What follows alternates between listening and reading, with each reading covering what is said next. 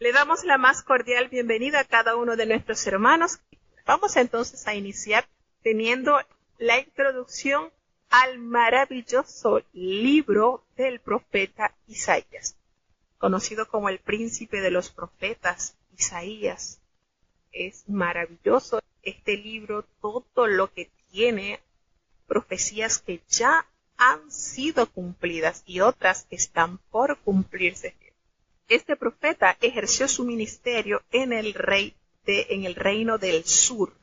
Recordemos que después de los 40 años de gobierno de Salomón, debido a su pecado, Jehová determina entonces dividir el reino de Israel. Le da 10 tribus a Jeroboam, quien fuese siervo de Salomón, y le deja a Roboam, hijo de Salomón, 2 tribus. Allí se comparten entonces, se divide el reino en el norte y en el sur. Bueno, el profeta Isaías ejerció su ministerio precisamente en el reino del sur. Él estuvo presente o vivió en el siglo 8 antes de Cristo. Isaías tiene un significado muy especial. Significa Jehová es salvación. Él es el más grande de los profetas del Antiguo Testamento y tiene la particularidad que es el profeta mayor citado en el Nuevo Testamento como evidencia clara e inconfundible del cumplimiento de las profecías que se consumaron en el nacimiento y ministerio de Jesucristo.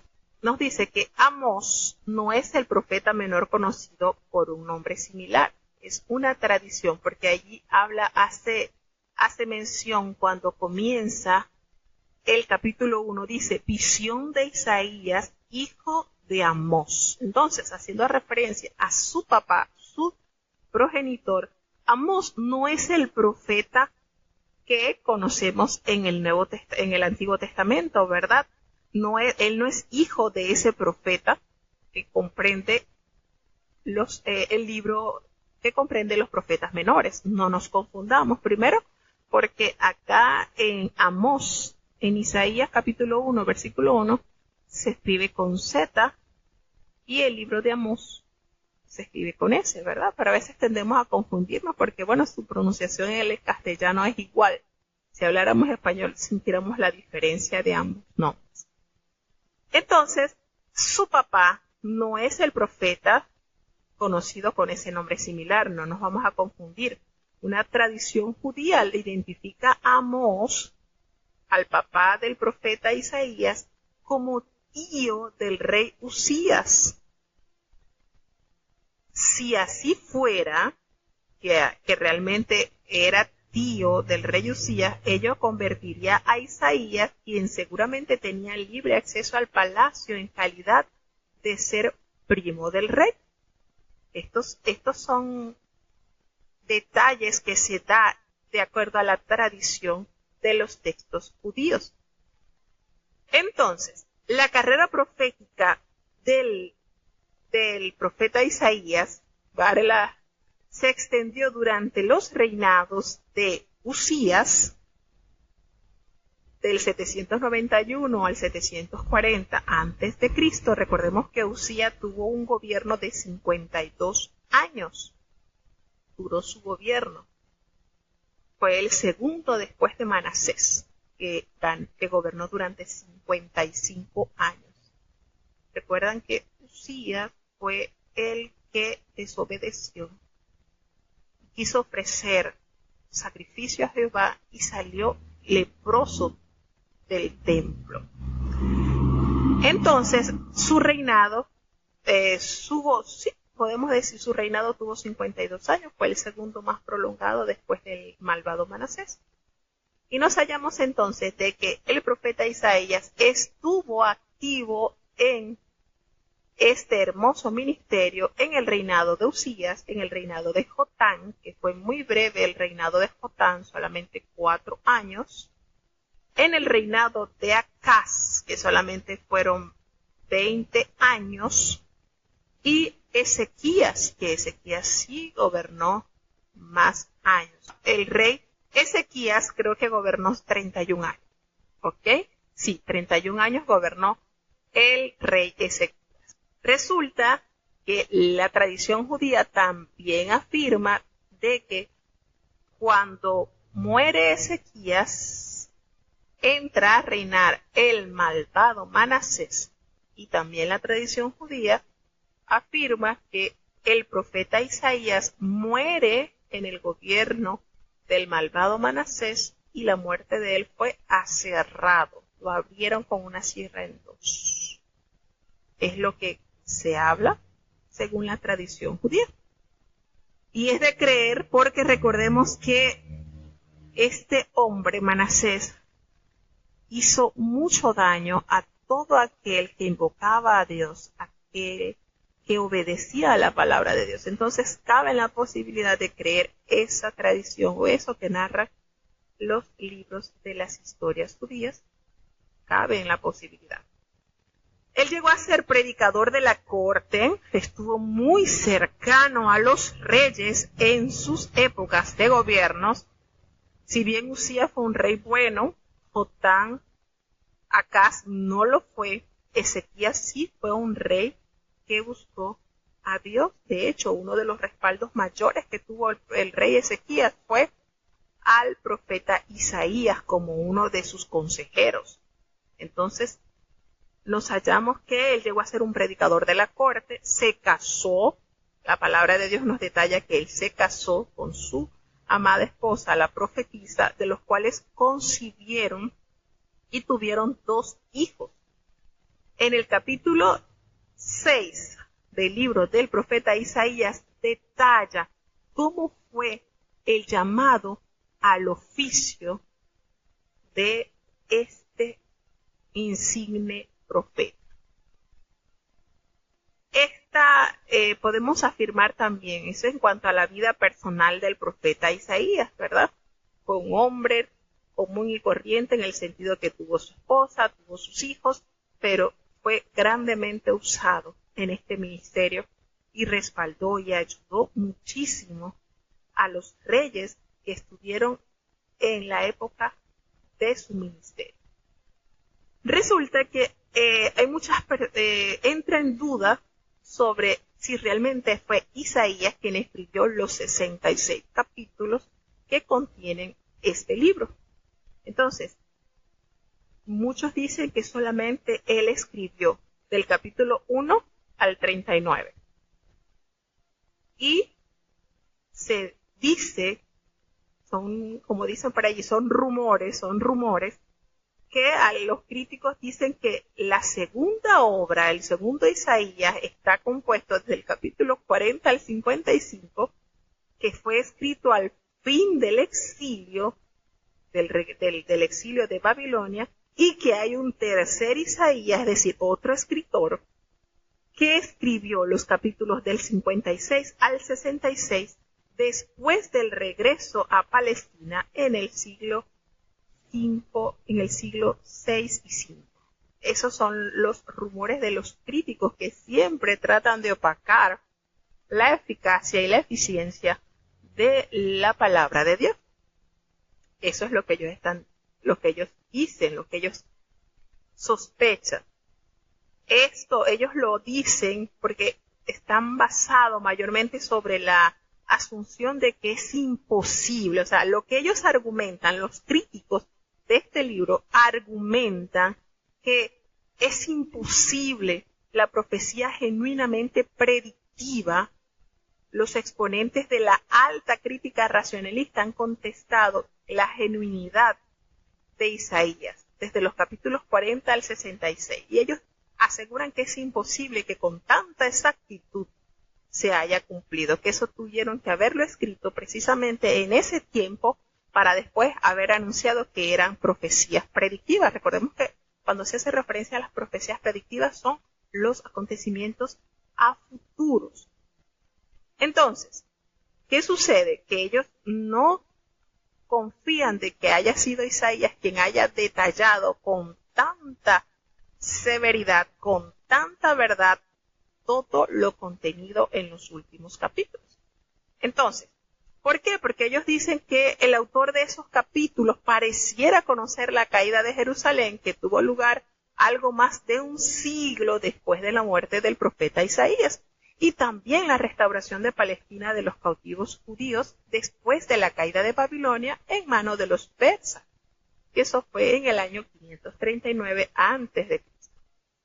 Por esto, ellos afirman de que esto tuvo que haber escrito por un autor desconocido que viviera por lo menos unos 130 años después de la muerte del profeta Isaías.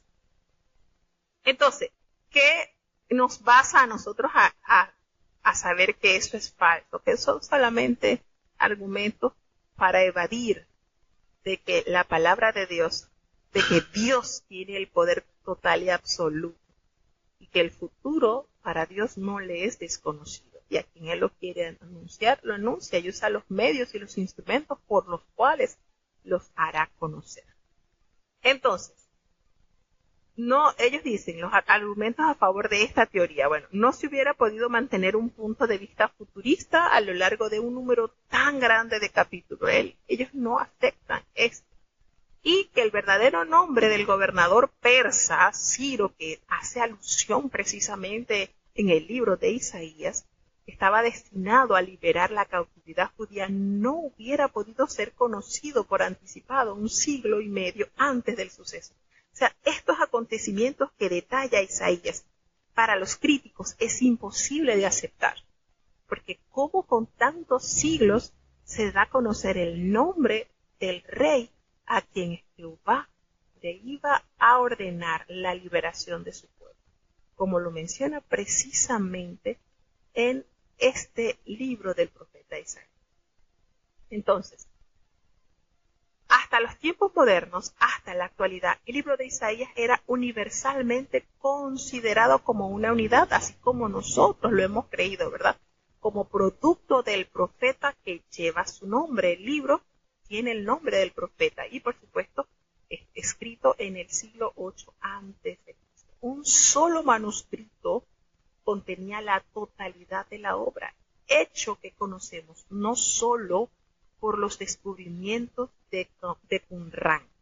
Entonces, estos han sido debates que han tratado de introducir para que las personas no crean en la veracidad de la palabra de Dios, para tratar de destruir de que esas profecías predictivas con tanta exactitud y con tantos años de diferencia no pudo haber sido realidad. Eso tuvieron que haberlo escrito precisamente escritores que estaban allí, que conocían todo y lo plasmaron allí para que la gente después creyera esa mentira. No.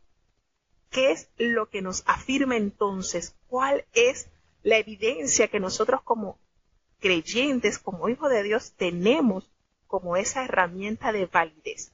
Bueno, resulta, pasa y acontece que hay un hecho muy importante, como son lo que se conoce como los pergaminos que se hallaron en Qumrán, una cueva donde se encontraron una cantidad de pergaminos que databan muchos siglos atrás y que está tal cual así, en un solo compendio, como nosotros lo conocemos. Es un hecho arqueológico que refuta todas esas teorías absurdas que intentan quitarle la validez a la palabra de Dios. Entonces, también la palabra de Dios nos dice cómo se puede corroborar a través de los datos también detallados por los evangelistas. Entonces, hay muchas cosas que datan, que se puede corroborar a través de escritos antes. El Nuevo Testamento coincide plenamente con lo narrado por el profeta Isaías. Y estamos hablando de 700 años antes de que fuese llevado a la realidad. ¿Y quién lo confirma? Bueno, los testigos fieles que vivieron y que perfectamente narran los hechos que ya estaban escritos en la palabra de Dios. Por eso hay tanta armonía con el libro de Isaías y el Nuevo Testamento. Hay muchísima armonía, muchísima, como evidencia plena de la verdadera inspiración de Dios revelada a los hombres. Entonces,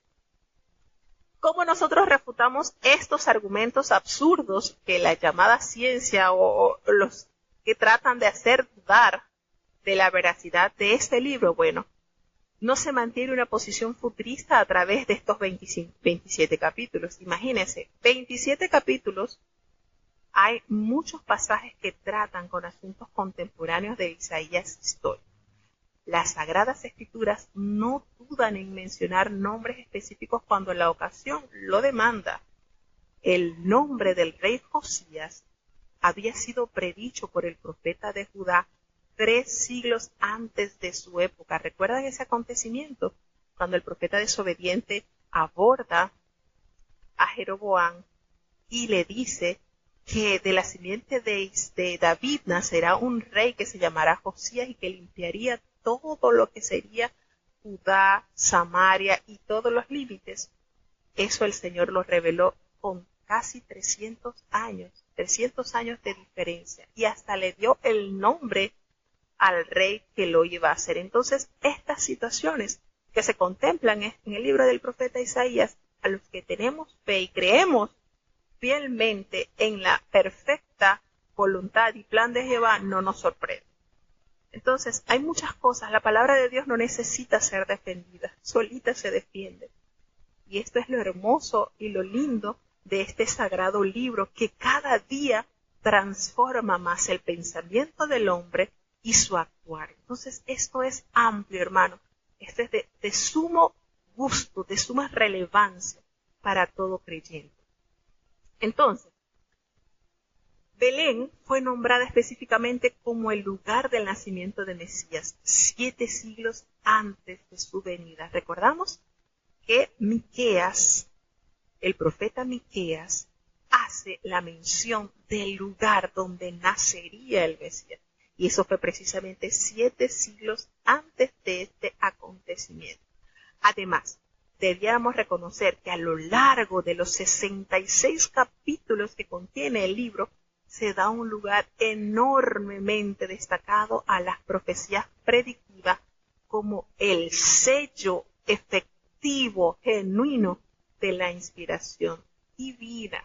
Entonces, lo razonable es asumir que todos los 27 capítulos que ellos argumentan que no fueron escritos por el profeta Isaías, sí fueron escritos, todos fueron redactados, todos esos libros, esos capítulos, fueron redactados antes de la caída de Jerusalén, que fue precisamente en el año 586 antes de Cristo, cuando entra Nabucodonosor e invade Jerusalén y destruye la ciudad.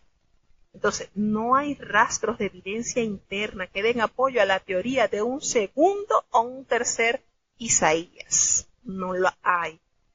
Y esto lo damos a conocer porque es importante que nosotros estemos anuentes de las acechanzas del enemigo que quiere hacer refutar que el Señor tiene poder, autoridad para revelar los acontecimientos futuros. Y como evidencia tenemos este libros que narraron con anticipación tantos acontecimientos. Bueno, uno de los ejemplos también palpables es el libro del profeta Daniel. Así que hay muchas cosas que nosotros debemos de evaluar con sumo cuidado y no permitir que esas pequeñas ideas absurdas que está brotando de la gente que quiere hacer dudar de la eficiencia de la palabra de Dios sean enteramente rechazadas. Entonces, no hay rastro, ¿verdad?, que haya un segundo, un tercer Isaías, aparte de un perjuicio filosófico en contra de la posibilidad de la profecía predictiva, que por supuesto en la palabra de Dios hay muchísimo sobre estas profecías predictivas. Entonces, en cada punto susceptible de verificación, el único lugar de origen que satisface a los datos del texto es Palestina.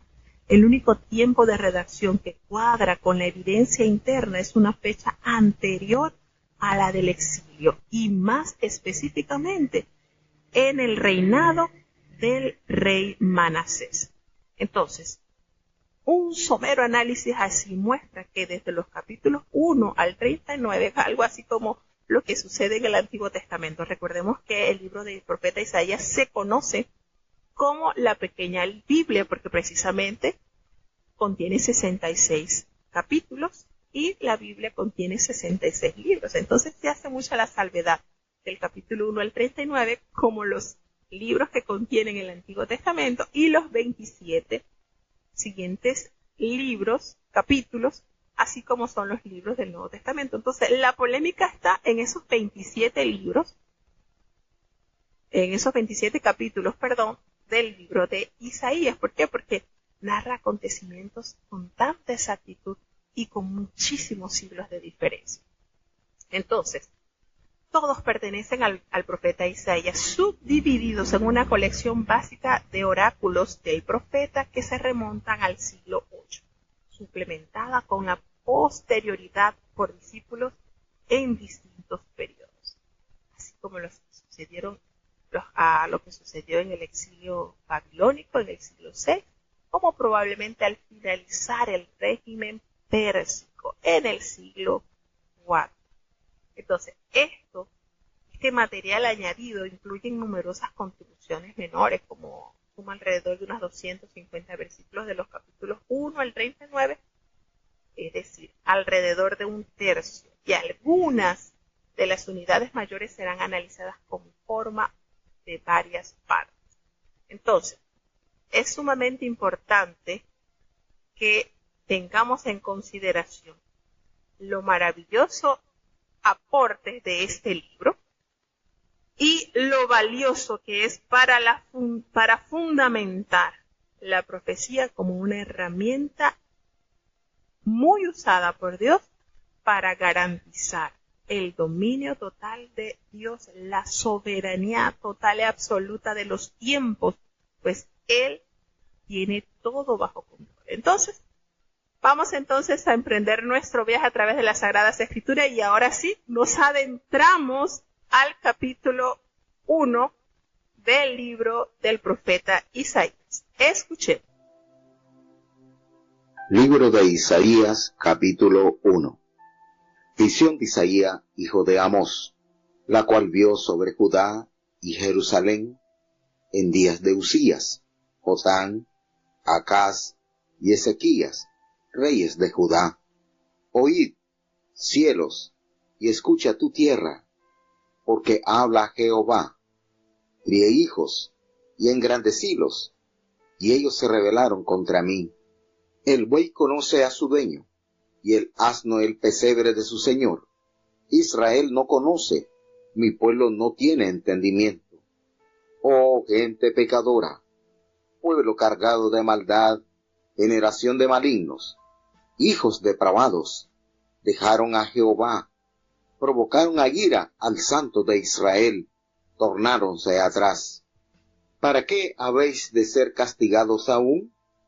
Todavía os rebelaréis, toda cabeza está enferma, y todo corazón doliente. Desde la planta del pie hasta la cabeza no hay en él cosa ilesa, sino herida, hinchazón y podrida llaga. No están curadas, ni vendadas, ni suavizadas con aceite. Vuestra tierra está destruida, vuestras ciudades puestas a fuego, vuestra tierra delante de vosotros, comida de extranjeros, y asolada como asolamiento de extraños. Y queda la hija de Sión como choza en viña, y como cabaña en melonar, como ciudad asolada. Si Jehová de los ejércitos no hubiera hecho que nos quedasen muy cortos residuos, como Sodoma fuéramos y semejantes a Gomorra. Príncipes de Sodoma, oíd la palabra de Jehová, escuchad la ley de nuestro Dios, pueblo de Gomorra. ¿Para qué a mí, dice Jehová, la multitud de vuestros sacrificios? Harto estoy de holocaustos de carneros y de cebo de animales gruesos. No quiero sangre de bueyes, ni de ovejas, ni de machos cabríos. ¿Quién demandó esto de vuestras manos? Cuando vinieseis a presentaros delante de mí para hollar mis atrios? No me traigáis más vano presente, el perfume me es abominación. Luna nueva y sábado, el convocar asambleas, no las puedo sufrir, son iniquidad vuestras solemnidades. Vuestras lunas nuevas y vuestras solemnidades tiene aborrecidas mi alma, me son gravosas, cansado estoy de llevarlas. Cuando extendiereis vuestras manos, yo esconderé de vosotros mis ojos. Asimismo, cuando multiplicareis la oración, yo no oiré. Llenas están de sangre vuestras manos. Lavad, limpiaos, quitad la iniquidad de vuestras obras de ante mis ojos. Dejad de hacer lo malo. Aprended a hacer bien. Buscad juicio. Restituid al agraviado. Oíd en derecho al huérfano. Amparad a la viuda. Venid luego, dirá Jehová, y estemos a cuenta. Si vuestros pecados fueren como la grana, como la nieve serán emblanquecidos. Si fueran rojos como el carmesí, vendrá a ser como blanca lana. Si quisiereis y oyereis, comiereis del bien de la tierra. Si no quisiereis y fuereis rebelde, seréis consumido a espada, porque la boca de Jehová lo ha dicho. ¿Cómo te has tornado ramera, oh ciudad fiel? Llena estuvo de juicio, en ella habitó equidad, mas ahora homicidas. Tu plata se ha tornado escorias, tu vino mezclado está con agua, tus príncipes prevaricadores y compañeros de ladrones, todos aman las dádivas y van tras las recompensas, no oyen en juicio al huérfano, ni llega a ellos la causa de la viuda. Por tanto, dice el Señor Jehová de los ejércitos, el fuerte de Israel: Ea, tomaré satisfacción de mis enemigos, vengaréme de mis adversarios, y volveré mi mano sobre ti, y limpiaré hasta lo más puro tus escorias, y quitaré todo tu estaño, y restituiré tus jueces como al principio, y tus consejeros como de primero. Entonces te llamarán ciudad de justicia, ciudad fiel. Sión con juicio será rescatada, y los convertidos de ella con justicia. Mas los rebeldes y pecadores a una serán quebrantados, y los que dejan a Jehová serán consumidos. Entonces os avergonzarán los olmos que amasteis, y os afrentarán los bosques que escogisteis, porque seréis como el olmo que se le cae la hoja, y como huerto que le faltan las aguas. Y el fuerte será como estopa, y lo que hizo como centella, y ambos serán encendidos juntamente, y no habrá quien apague. Bueno, tenemos entonces el abreboca del capítulo 1 del libro del profeta Isaías. Este libro de verdad que conmueve muchísimo el saber cuál es la invitación de Dios, cuál ha sido siempre la invitación de Dios para con su pueblo. Es de mucha estima el llamado de Dios a su pueblo. Dice así entonces, para ir explicando, para ir detallando un poquito de lo que nos comparte este maravilloso capítulo del profeta Isaías. No comienza con el inicio de su ministerio. Fíjense que este libro no comienza como Dios lo llamó, como lo atrajo a su ministerio, no. Sencillamente comienza con el acto de la visión, de esa revelación divina que el Señor le entregó al profeta. Se detalla, pues, se da a conocer el nombre de su papá, hijo de Amós, que vino acerca de Judá y data la fecha en los cuales el profeta estuvo activo. El rey Usías, Jotán, Acaz, Ezequías, reyes de Judá. Hace la salvedad que fueron ellos precisamente los reyes de Judá, allí donde se desarrolló el ministerio profético de Isaías. Revela la maldad de Judá. Nos dice entonces que es lo terrible cuando le hace conocer la triste realidad, la triste situación del pueblo de Dios. Así como le dijo a Moisés cuando Moisés habló y le dijo, los cielos son testigos, la tierra es testigo del pacto que hemos hecho, que han hecho con Jehová. Aquí entonces en el segundo versículo le dice, oíd cielos, así como Moisés. Isaías pide al cielo y a la tierra que sean testigos de su denuncia de la bancarrota espiritual de Judá, vínculo que lo une a su pueblo. El pecado equivale en esencia a una rebelión contra Dios. Entonces, así tal cual Moisés hizo la salvedad poniendo por testigo a los cielos y la tierra, así este rey entonces les hace el llamado a despertar. Y ellos se rebelaron de una manera, hablando como un padre desilusionado a Jehová. Dios le dio señales, Dios les dio prodigio, Dios cumplió con su palabra, pero el pueblo se descaminó. Y podemos hallar entonces acá la desilusión por parte de Jehová. Y Dios, siendo un Dios de amor y justo, le revela, le hace el llamado a corregir. Si ellos pudieran entender con cuánto amor Dios le ha amado, y ellos pudieran captar que están en un estado totalmente alejado de Dios. Entonces miren cómo se dibuja la manera en que Dios, como un maestro, como un pedagogo, instruye a sus hijos y usa herramientas para hacer despertar la conciencia al ser humano. Y me llama mucho la atención porque él le hace la salvedad, él le hace esta comparación y le dice en los siguientes versículos de este capítulo, le dice, el buey conoce a su dueño y el asno el pesebre de su señor. Fíjense, ¿será que ellos estaban acostumbrados a ver estos animalitos, las actitudes de ellos, cómo era realmente que estos animales irracionales, sin ese entendimiento del cual Dios los privó, cómo ellos reconocen la mano de su amo, reconocen el lugar donde ellos pertenecen? Sin embargo, el Señor abre paréntesis y le dice, Israel no conoce, mi pueblo no tiene entendimiento. Lo que estos animalitos se puede palpar, lo que estos animalitos nos dan a entender, nos enseñan que ellos verdaderamente saben a quiénes pertenecen y al lugar donde ellos han de morar, mi pueblo no.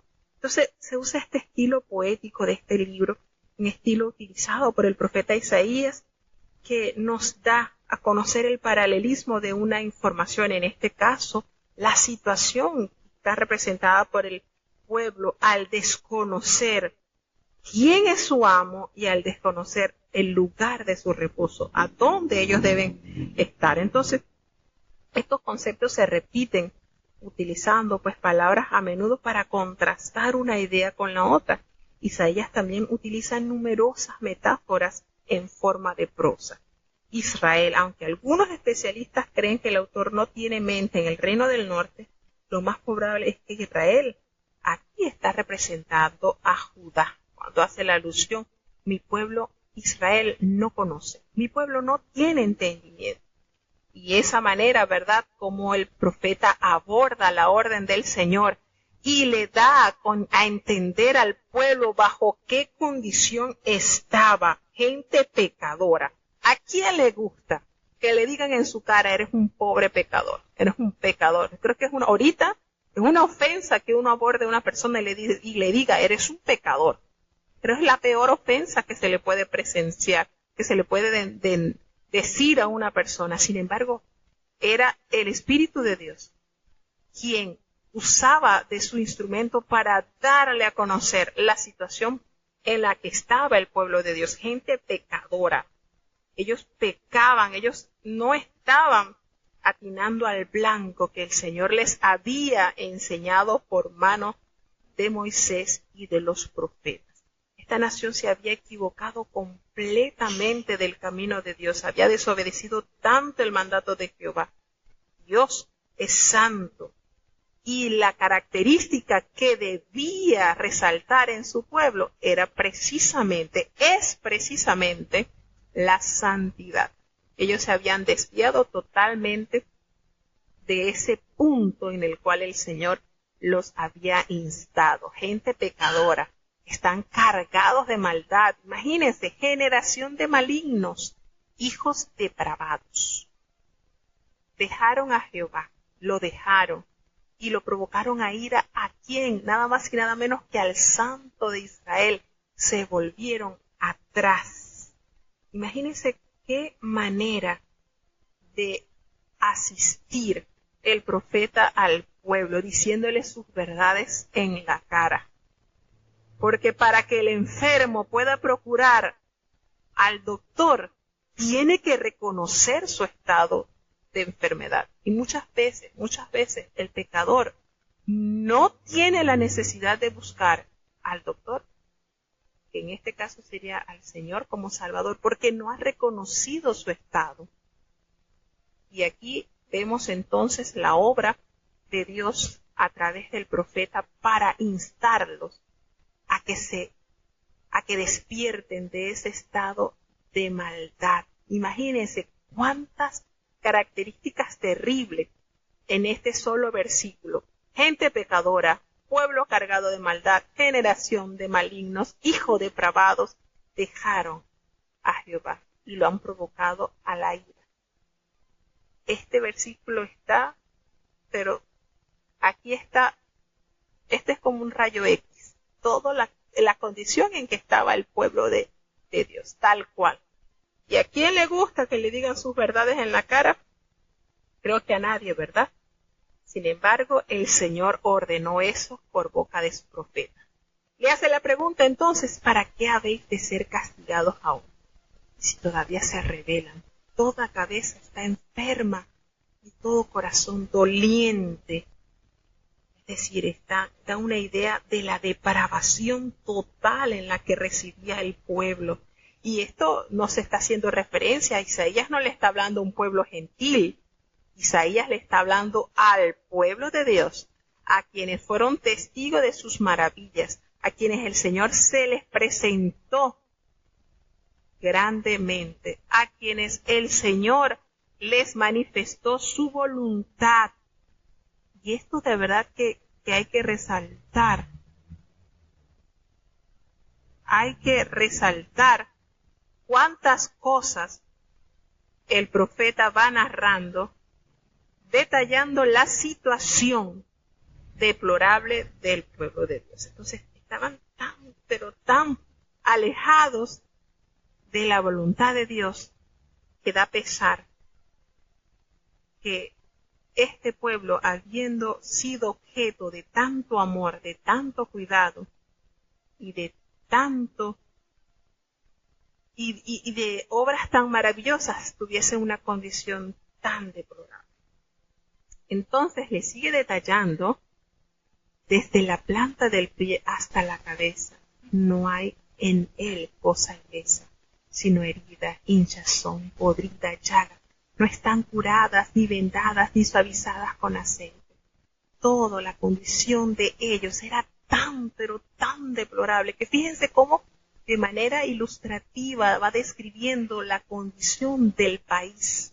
La condición del país era que no había nada bueno desde la punta del pie hasta la mollera. Todo está corrompido. Es decir, desde los líderes religiosos, desde los gobernadores, desde los que debían ser los responsables de que las cosas marcharan bien, están descompuestos, están dañados. Y desde el más alto hasta el más insignificante esclavo, están totalmente en estado de descomposición, están putrefactos, no están cumpliendo, no están llevando a cabo la vida de santidad que Dios les había mostrado. Entonces, el pecado y la rebelión han traído desastre a su anterior y fructífera tierra donde Jehová los colocó. todo esto trajo como consecuencia que la tierra estuviese destruida, sus ciudades puestas a fuego. Toda la comida que ellos tenían era para los extranjeros, es decir, otros aprovechaban el trabajo de ellos, eran asolados. Y entonces, ¿qué queda de la hija de Sión? ¿Qué queda de la hermosa Sión? Personificando a Jerusalén y a sus habitantes. Eso es lo que representa la hija de Sión, enramada en viña, es decir, que se construía para cobijar a las personas que protegían el viñedo contra los ladrones de la fruta. Y la enramada se abandonaba cuando ya no era necesario. Entonces, al abandonar Dios a Judá, ésta quedaba tan desolada como una enramada inservible, un resto pequeño. Algunos permanecerán fieles en Judá. Entonces, así le hace la salvedad, así como una cabaña en el melonar, como una ciudad asolada, que se hacía por una pequeña temporada hasta que la cosecha se recogiera y proteger el fruto de los ladrones. Si Jehová de los ejércitos, si Jehová de los ejércitos no hubiera hecho con nosotros, quedase muy pocos residuos. Y este versículo lo trae a la memoria el apóstol Pablo. El apóstol Pablo lo trae a la memoria en la carta a los romanos, cuando dice, si Jehová de los ejércitos no hubiera hecho que nos quedasen muy cortos residuos, así como Sodoma fuéramos y semejantes a Gomorra, dando a entender el estado de maldad en la cual se habían acercado el pueblo de Dios. Qué triste situación, qué triste condición. Y eso lo recuerda el apóstol Pablo, dando a entender la misericordia del Señor para con su pueblo. Que dice entonces, príncipes de Gomorra, oíd la palabra de Jehová, escucha la ley de nuestro Dios, pueblo de Gomorra. Y bueno, como que se están portando como estas ciudades, bueno, vamos a hacerle despertar. Y les da entonces ese calificativo. Ustedes que están, en pocas palabras, sodomitas, vengan y escuchen la ley de nuestro Dios. Tengan a cuenta, ¿para qué a mí, le dice Jehová, la multitud de vuestros sacrificios? ¿Y a mí en qué me favorece? Los sacrificios habían sido ordenados por Dios como una vía para obtener el perdón de los pecados. Isaías no se está oponiendo a los sacrificios, a la oración, al culto colectivo, al holocausto. No, solamente está condenando los homenajes formales, el culto vacío que no estaba acompañado de la justicia social, de la verdadera devoción que debe existir en el pueblo de Dios. Entonces todo esto se volvió tan mecánico, tan alejado de su vida, tan alejado del plan del Señor, a tal punto que le dice, ya no quiero esos holocaustos, esos animales gruesos, no quiero la sangre de los bueyes, ya no quiero ovejas ni machos cabríos. Eso es solamente para ellos un acto mecánico, pero el sentir que encerraba una vida devocional lleno de temor santo en el corazón del pueblo no estaba presente. ¿Quién les pidió esto de sus manos? Cuando viniesen a presentarse delante de mí para pisar mis atrios. ¿Quién les ha dicho esto? No me traigan. Inmediatamente el Señor les refuta, no me traigan nada de estas cosas, esto es vano. Los perfumes para que ellos presentaban eran abominación al Señor, eran una hediondez. La luna nueva, el sábado, el convocar asamblea, no las puedo sufrir. Ustedes han hecho tanta maldad que todo esto que permanece es sencillamente una cortina, es puro teatro. Y hay que resaltar algo, cuando el profeta Isaías es llamado al ministerio, recuerden que Uzías fue un rey bueno, él instó, trabajó y todo, y había esa necesidad de él, de que el pueblo pudiera acercarse a Dios, pero no había eso genuino. Quizás lo cumplían como una orden del rey, pero no había realmente ese sentir Y se puede notar cuando también sucedió durante el reinado de Josías. Él instó a la santidad, pero el pueblo estaba corrompido. Aunque lo hacían de manera falsa, no sintiendo realmente el sentir que debe existir en un alma redimida, en un corazón agradecido. Eso era totalmente alejado. Entonces, el profeta les comunica la situación y la demanda, y es lo lindo. Él les detalla, están enfermos, están mal, no, así no funciona. Y entonces, pero ahí viene lo lindo de la gracia de Dios en la vida del ser humano. Allí viene lo maravilloso de la ley de Dios, cuando detalla qué camino debemos tomar, qué sendero debemos tomar. Entonces, esto que se echa de ver, notamos cómo va acercando a que el pueblo considere su situación y corrija su mal. Y les dice, lavad, limpiaos, quitad la iniquidad de vuestras obras ante mis ojos, dejen de hacer lo malo. Ahí está, porque el Señor no solamente te dice, eres un pecador, no, el Señor te da la solución. Y es lo lindo y es la verdad preciosa de las buenas nuevas. Así les hace entonces el llamado. Dejen de hacer lo malo, aprendan a hacer lo bueno, busquen el juicio, restituyan al agraviado, hagan el derecho al huérfano, amparen a aquella viuda desamparada. Y este maravilloso llamado que está vigente hasta nuestros días, y el Señor Jesucristo lo recordó cuando dijo, venid a mí todos los que estáis trabajados y cargados. Y el Señor Jesucristo les dice en ese capítulo de San Mateo 11, un recordatorio de lo que Isaías pronunció. Venid luego, dice Jehová, y estemos a cuenta. En pocas palabras, vengan. Yo reconozco que ustedes están mal y ustedes deben reconocer su condición, pero hay la solución. Vengan, acérquense a mí.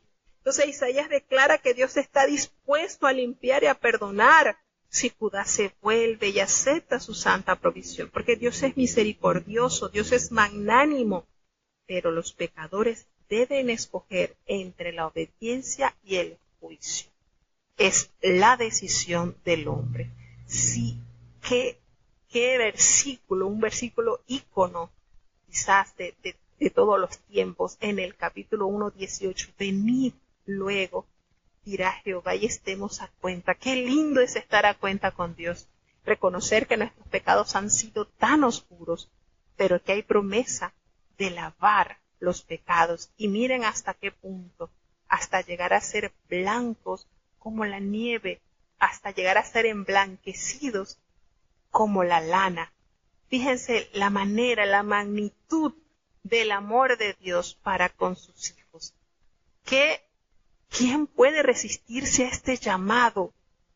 ¿Qué corazón puede decir, no, yo no necesito ser lavado, yo no necesito ser limpiado, así me hallo bien, así estoy a gusto? ¿Quién puede resistirse a esta hermosa invitación?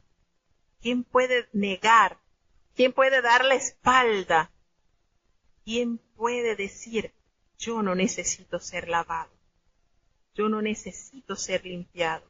Yo no necesito estar a cuentas con Dios. ¿Quién puede resistirse a ese llamado? Hermano, es una invitación celestial. Es una invitación que nos debe contrictar nuestra alma, nos debe compungir cada célula de nuestro ser. Que Dios nos esté diciendo de qué manera estamos ante Él, pero que aún así no nos va con el hacha de una vez a cortar. No. El Señor le está diciendo, vengan y estemos a cuenta. Y qué manera el Señor, qué amor tan divino ha podido ser manifestado a través de los tiempos. Qué manera, hermano. Y la pregunta es, ¿habrá algún alma, habrá alguna persona con sus 5 sentidos activos que pueda decir no? Yo no necesito de esto, yo no necesito ser lavado, yo no necesito ser purificado, yo quiero seguir viviendo en la inmundicia y viviendo en la suciedad. O estoy bien así, o se siente plácido así. Qué manera, ¿verdad, Dios, de hablar a sus hijos? Si quisiereis y oyereis, ahí está. Si quisiereis y oyereis, comiereis el bien de la tierra. Si no quisiereis y fuereis rebeldes, seréis consumidos a espada, porque la boca de Jehová lo ha dicho. Ahí está, escoge. Escoge, es tu decisión. ¿Bajo qué condición quieres vivir? ¿Bajo qué condición estás dispuesta a asumir tus pecados? Le dice entonces una de las verdades fuertes, la llama ramera. En lugar de ser una ciudad donde la gente se acerca a Dios, Jerusalén se ha convertido en una seductora que invita a la maldad y a la idolatría. ¿Cómo te has tornado ramera, oh ciudad fiel? Se pone esta pregunta terrible. ¿Cómo te has vuelto? ¿Cómo se prostituía ante los ídolos, ofreciendo holocaustos, sacrificios y haciendo cuanta inmundicia? Y el Señor le hace esta pregunta, ¿en qué momento, cómo lo has hecho? Cuando eras una ciudad fiel. Y ahora está llena de, ella estuvo llena de juicio, en ella hubo equidad, pero ahora hay homicidas, ahora hay inmundicia y maldad. Esa plata que había en abundancia, ahora es una escoria, es inservible. Tu vino, del cual era muy valioso, muy valorado, está mezclado con agua. En pocas palabras, no sirve, está adulterado. Esa pureza que el Señor quiere hallar en sus hijos está totalmente alterado. Tus príncipes han prevaricado, han sido compañeros de ladrones, todos se han vuelto ambiciosos, amando las dádivas, y se van tras la recompensa, no oyen el juicio, no le hacen la verdad, no hacen juicio a los huérfanos, ni tampoco acercan a la verdad, ni llegan a la causa de la vida. Por tal motivo el Señor entonces, el fuerte de Israel, hará entonces que de sus enemigos serán los adversarios y van a consumirlos hasta no quedar sino un pequeño remanente.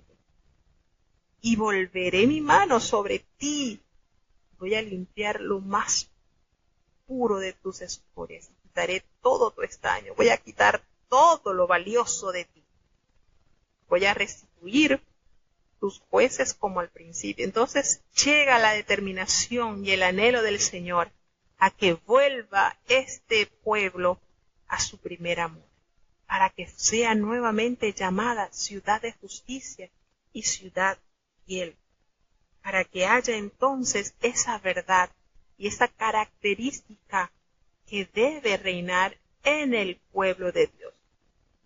Le promete que será rescatada y que se volverán a la justicia, pero aquellos rebeldes, aquellos impíos, aquellos pecadores serán quebrantados, y los que dejan a Jehová se les espera un triste final. Entonces ellos se van a avergonzar de aquellos ídolos a los cuales ellos adoraron y aquellos bosques los que ellos escogieron como dioses, porque van a ser como un árbol muy frondoso, pero que las hojas ya no están en su verdor. Van a ser como un huerto que le falta agua. ¿Y qué pasa cuando el huerto carece de agua? Completamente se seca. Entonces, y el fuerte será como estopa. No habrá en ustedes poder, no habrá en ustedes grandeza. Los lugares serán totalmente consumados. Toda la maldad será entonces destruida. No habrá nadie quien apague. Así hace entonces la sentencia el primer capítulo del profeta Isaías. Precioso, maravilloso, lindo, no hay nada que desechar. Libro de Isaías, capítulo 2. Lo que vio Isaías, hijo de Amós. tocante a Judá y a Jerusalén. Y acontecerá en lo postrero de los tiempos, que será confirmado el monte de la casa de Jehová por cabeza de los montes, y será ensalzado sobre los collados, y correrán a él todas las gentes. Y vendrán muchos pueblos, y dirán, venid, y subamos al monte de Jehová, a la casa del Dios de Jacob, y nos enseñará en sus caminos, y caminaremos por sus sendas.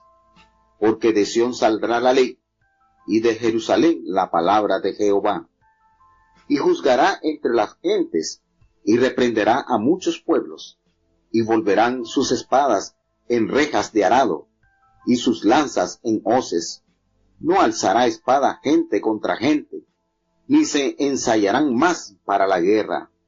Venid, oh casa de Jacob, y caminemos a la luz de Jehová.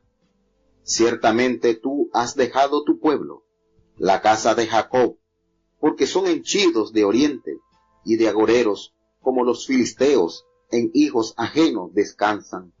Su tierra está llena de plata y oro, sus tesoros no tienen fin. También está su tierra llena de caballos, ni sus carros tienen número. Además, está su tierra llena de ídolos, y a la obra de sus manos se han arrodillado, a lo que fabricaron sus dedos. Y hace inclinado el hombre, y el varón se ha humillado, por tanto, no los perdonarás. Métete en la piedra, escóndete en el polvo, de la presencia espantosa de Jehová y del resplandor de su majestad. La altivez de los ojos del hombre será abatida, y la soberbia de los hombres será humillada. Y Jehová solo será ensalzado en aquel día. Porque día de Jehová de los ejércitos vendrá sobre todo soberbio y altivo, y sobre todo ensalzado, y será abatido. Y sobre todos los cedros del Líbano, altos y sublimes, y sobre todos los alcornoques de Basán, y sobre todos los montes altos, y sobre todos los collados levantados, y sobre toda torre alta, y sobre todo muro fuerte, y sobre todas las naves de Tarsis, y sobre todas pinturas preciadas. Y la altivez del hombre será abatida, y la soberbia de los hombres será humillada, y solo Jehová será ensalzado en aquel día, y quitará totalmente los ídolos, y meteránse en las cavernas de las peñas, y en las aberturas de la tierra, por la presencia espantosa de Jehová, y por el resplandor de su majestad, cuando se levantare él para herir la tierra.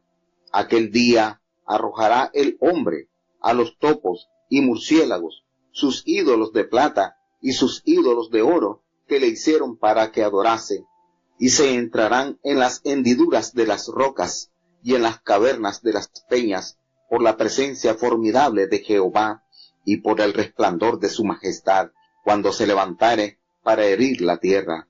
Dejaos del hombre, cuyo hálito está en su nariz, porque ¿de qué es el estimado? Bueno, seguimos disfrutando de estas verdades que nos revela el profeta Isaías.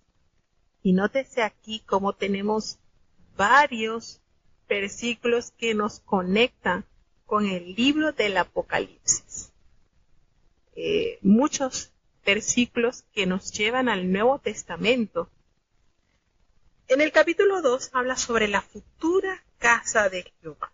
Lo que vio Isaías es una revelación de Dios a Isaías, no es una referencia a la capacidad innata que tenía el profeta, no, es sencillamente la manera en que Dios le detalla acontecimientos que sucederán. Nos dice entonces que estos versículos, que estos capítulos, el capítulo 2, los versículos 2 y 4 son muy parecidos a los que están escritos por el profeta Miqueas en el capítulo 4 del versículo 1 al 3, tan sumamente entrelazados.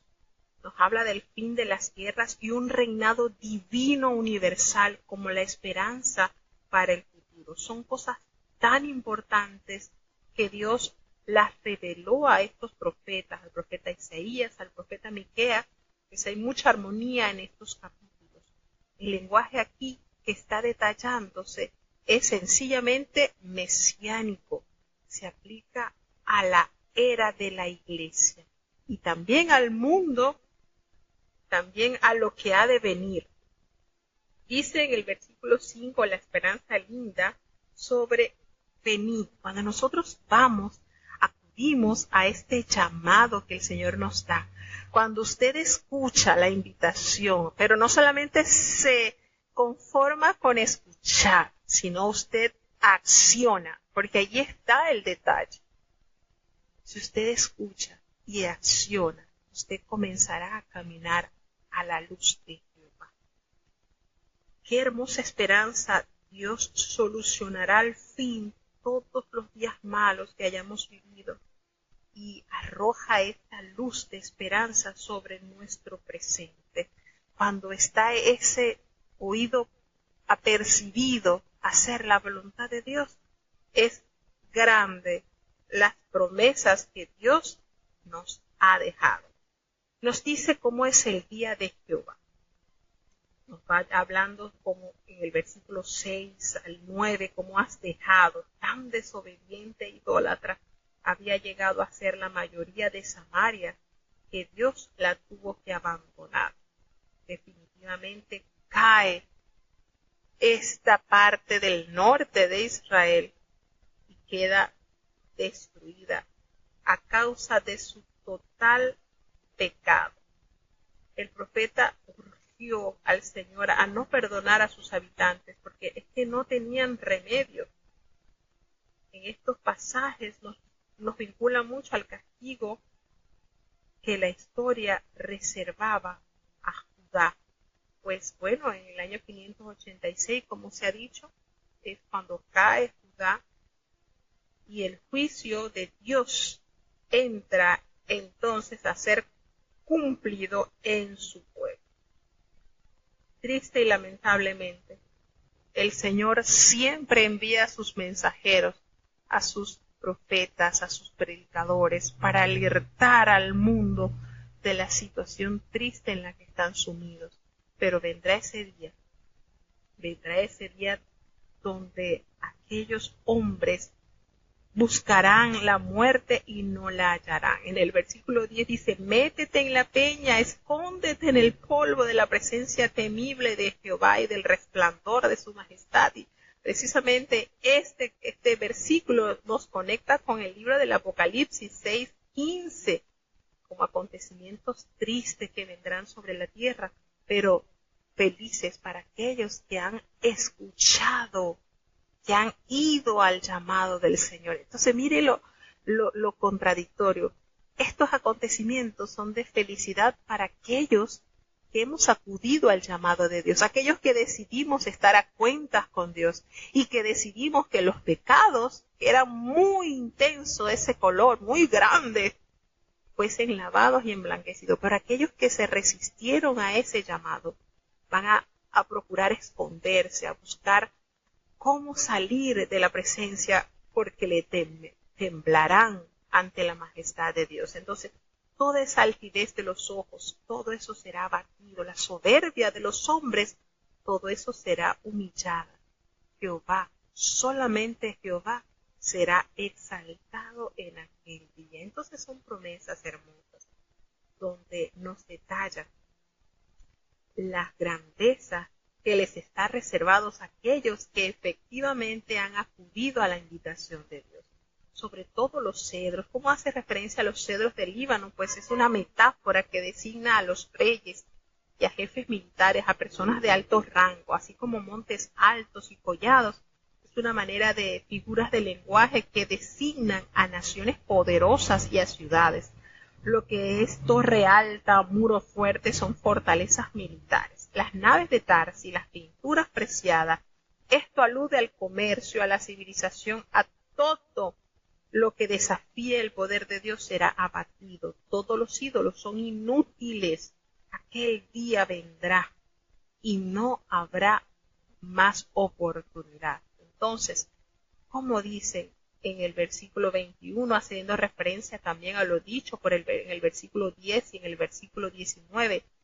Se meterán en las cavernas de las peñas y en las aberturas de la tierra por la presencia temible de Jehová y por el resplandor de su majestad, cuando Él se levante para castigar a la tierra, para llegarle entonces a dar el justo pago a aquellos que perseveraron haciendo el bien y a aquellos que se deleitaron obrando el mal. Entonces, ¿de qué ese día viene? Sí, viene. Y como hemos dicho, ¿verdad? Hermanos, tantos acontecimientos que nos detalla la palabra de Dios, que han sucedido con tanta exactitud. ¿Quién le dice a usted que todo esto que está acá narrado, que van a ser eventos futuros, no hayan de suceder? ¿Qué nos resta a nosotros? Aceptar la invitación de nuestro amado Dios, llegarnos a Él, buscar el oportuno socorro. Qué lindo, de verdad que me enternece escuchar este llamado tan lindo que el Señor sigue ofreciendo al mundo. Venid, estemos a cuenta. Qué lindo. Y más adelante escuchamos en el mismo libro del profeta Isaías, deje el impío, deje el hombre impío su camino, el hombre déjelo y vuelva hacia Jehová. Seguimos entonces avanzando al siguiente capítulo. Libro de Isaías, capítulo 3. Porque he aquí que el Señor Jehová de los ejércitos quita de Jerusalén y de Judá el sustentador y el fuerte, todo sustento de pan y todo socorro de agua, el valiente y el hombre de guerra, el juez y el profeta, el adivino y el anciano, el capitán de 50 y el hombre de respeto, y el consejero, y el artífice excelente, y el hábil orador. Y pondréles mozos por príncipes, y muchachos serán sus señores. Y el pueblo hará violencia los unos a los otros, cada cual contra su vecino. El mozo se levantará contra el viejo, y el villano contra el noble. Cuando alguno trabare de su hermano, de la familia de su padre, y le dijere, ¿qué vestir tienes? Tú serás nuestro príncipe, y sea en tu mano esta ruina. Él jurará aquel día diciendo, no tomaré ese cuidado, porque en mi casa ni hay pan, ni qué vestir. No me hagáis príncipe del pueblo, pues arruinada está Jerusalén, y Judá ha caído, porque la lengua de ellos y sus obras han sido contra Jehová, para irritar los ojos de su majestad. La apariencia del rostro de ellos los convence, que como Sodoma predican su pecado, no lo disimulan. Ay del alma de ellos, porque allegaron mal para sí. Decid al justo que le irá bien, porque comerá de los frutos de sus manos. Ay del impío, mal le irá, porque según las obras de sus manos le será pagado. Los exactores de mi pueblo son muchachos, y mujeres, sé mío, los que te guían te engañan, y tuercen la carrera de tus caminos. Jehová está en pie para litigar, y está para juzgar los pueblos. Jehová vendrá a juicio contra los ancianos de su pueblo, y contra sus príncipes, porque vosotros habéis devorado la viña, y el despojo del pobre está en vuestras casas. ¿Qué pensáis vosotros que majáis mi pueblo, y moléis las caras de los pobres? Dice el Señor Jehová de los ejércitos.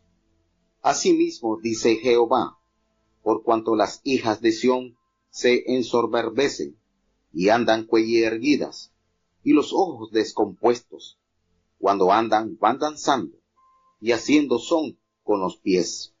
Por tanto, pelará el Señor la mollera de las hijas de Sión, y Jehová descubrirá sus vergüenzas.